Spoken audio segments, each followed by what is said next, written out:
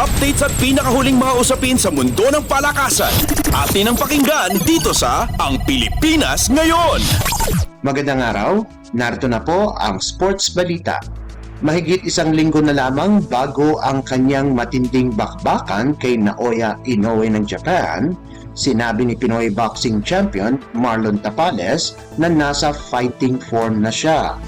Sinabi ni Tapales na hindi ito natatakot harapin si Inoue dahil nasa kondisyon na ito pagkatapos harapin sa mga sparring sessions ang magagaling na boksingero ng bansa at sa pagdaan niya sa matinding pagsasanay.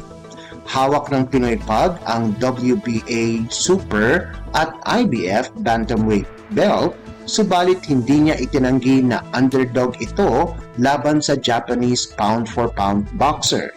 Patungo na ang katutubong tubod Lanao del Norte na si Tapales sa Japan. Mayroong 37 panalo, 3 palo na may 19 na knockouts ang 31 anyos na si Tapales, habang si Inoue ay wala pa ring talo sa loob ng 25 laban na 22 dito ay pinatumban niya ang kanyang mga kalaban sa pamamagitan ng knockout. Magtutos ang dalawang boksingero sa Disyembre 26 sa Ariake Arena sa Japan. Updates at pinakahuling mga usapin sa mundo ng palakasan. Atin ang pakinggan dito sa Ang Pilipinas Ngayon.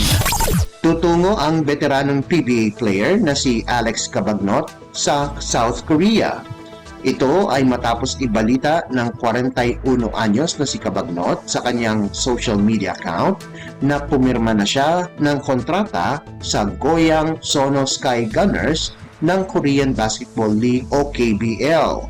Ang dating San Miguel Beerman player na si Cabagnot ay isang beses na naging PBA Finals Most Valuable Player, 8 beses na napasama sa PBA All-Star at 1 beses na miyembro ng PBA Mythical Team.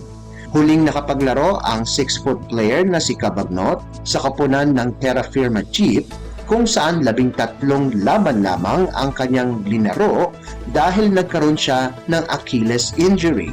Sa kanyang huling season sa PBA, nakapagtala si Cabagnot ng mga averages na 12.1 points, 5 assists, 3.9 rebounds at 1.1 steals. Updates at pinakahuling mga usapin sa mundo ng palakasan. Atin ang pakinggan dito sa Ang Pilipinas Ngayon. May posibilidad pa rin na matuloy ang sagupaan nina Pinoy boxing legend Manny Pacquiao at British boxer Amir Khan. Kasunod ito sa pahayag ni Khan na maraming may gustong makita ang labanan ng dalawang boksingero. Sinabi ni Khan, maraming may gustong makita ang kanilang tapatan kahit mahirap itong maisakatuparan. Anya, gusto rin ng kampo ni Pacquiao na matuloy ang laban, pati na rin ang kampo ni Khan. Nagpahayag na din ng interes ang Kingdom of Saudi Arabia at sila mismo ang nagsabi na ganapin ito sa Abu Dhabi. Kumpiyansa naman si Khan na kakayanin nito ang mga suntok ni Pacquiao kahit nagtamo siya ng kabiguan sa kanyang huling laban kay Kell Brook sa pamamagitan ng 6-round knockout. Updates at pinakahuling mga usapin sa mundo ng palakasan. Atin ang pakinggan dito sa Ang Pilipinas Ngayon. At yan ang pinakahuling balita sa larangan ng palakasan.